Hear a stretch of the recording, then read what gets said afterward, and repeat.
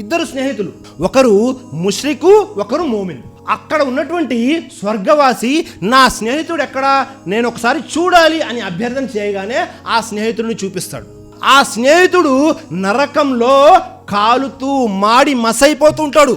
ఆ వ్యక్తిని చూడగానే ఆ స్వర్గంలో ఉన్నటువంటి వ్యక్తి అంటూ ఉంటాడు, ఇతని మాటలు విని ఉంటే నేను కూడా ఇప్పుడు అదే స్థానంలో ఉండేవాడిని. అల్లా నన్ను కాపాడాడు, నాకు సన్మార్గం చూపించాడు. అల్లాహు అక్బర్. కాబట్టి సోదరులారా, మీరు ఎవరికైతే స్నేహం చేస్తున్నారో జాగ్రత్తగా పరిశీలన చేసుకోండి, గమనించుకోండి.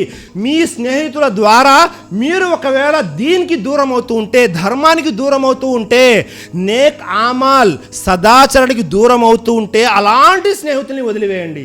లేదు అంటే ఏదో ఒక రోజు మీ స్నేహితుడు మిమ్మల్ని కూడా అపమార్గంలోకి తీసుకువెళ్తాడు.